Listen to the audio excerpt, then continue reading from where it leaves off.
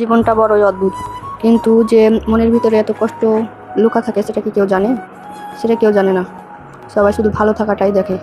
কখনো কখনো সাধারণ খুব সাধারণ রান্নাতেও কিন্তু মানুষ তার জীবনের গল্প খুঁজে পায়। ঠিক আছে, এই যেমন ধরেন সাধারণ একটা শাক, এটাকে যদি রান্না করা হয় কিন্তু অসাধারণ হয়ে যায়।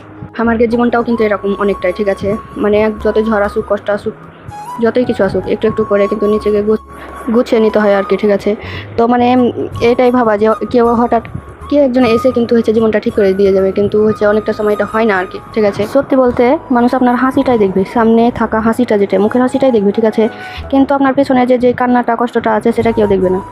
দেখবে হয়তো, কিন্তু খুব কম লোক দেখবে। আপনি যখন খুব ভালো থাকবেন, ভালো পজিশনে থাকবেন, একটু ভালো থাকবেন, তখন কিন্তু সবাই আপনার পাশে এসে থাকবে। ঠিক আছে, যদি একটুখানি ভেঙে পড়েন তখন কেউ আপনাকে সাহস জোগাতে, কেউ আপনার পাশে থাকবে না। তাই জীবনে কিন্তু কাউকে বিশ্বাস করার আগে একটুখানি সময় নেবেন, কারণ মানুষ বদলাতে খুব বেশি সময় নেয় না। আজ যে আপনার খুব কাছের মানুষ পাশে আছে, খুব বিশ্বাসে আছে, হয়তো কালকে আপনাকে অনেক অনেক বেশি কষ্ট দিয়ে ফেলবে। ঠিক আছে, তো মানুষকে কিন্তু খুব বেশি সহজে কিন্তু বিশ্বাস করার দরকার নাই।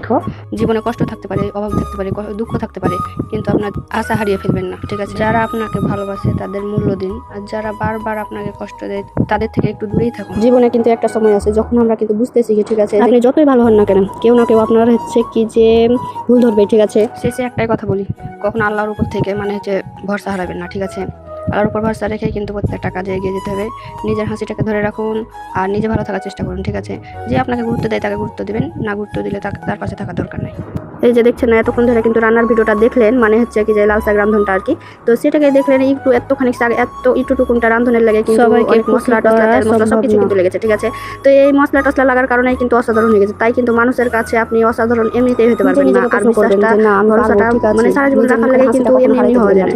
হঠাৎ করে কিন্তু বিশ্বাস ভাঙার কারণ হয়ে যায়, ছোট্ট একটা ভুলের কারণেও কিন্তু বিশ্বাসটা ভেঙে যায়। ঠিক আছে, আর হাজার হাজার ভালো কাজ করার সত্ত্বেও কিন্তু আপনি কারো জীবন থেকে জীবনে সহজে কিন্তু প্রবেশ করতে পারবেন না, বিশ্বাসটা থামিয়ে রাখতে পারবেন না। আপনি তার কাছে মেলায় ধরনের মেলায় প্রশংসিত কাজ হওয়ার পরে কিন্তু পারবেন। ঠিক আছে, আর বিশ্বাসটা কিন্তু এমনিতে ভাঙার কারণ কিন্তু সহজেই হয়ে যায়, মিনিটও লাগে না ভাঙতে। ঠিক আছে, তাই সবাইকে সবারই লেগে নিজের জীবনটাকে অহেতুক খারাপ করবেন না। নিজের জীবনে হাসি খুশি আনেন। আর একটাই কথা আমার জীবন দিয়ে বুঝেছি। ঠিক আছে, আমার লাইফে যেটা ঘটেছে আর কি, সেটা করছি আর কি, ডিপ্রেশন থেকে বেরিয়ে আসেন। কোনো কিছু হলে ডিপ্রেশনে চলে যাবেন না। নিজেকে নিজে প্রশ্ন করবেন যে ঠিক আছে।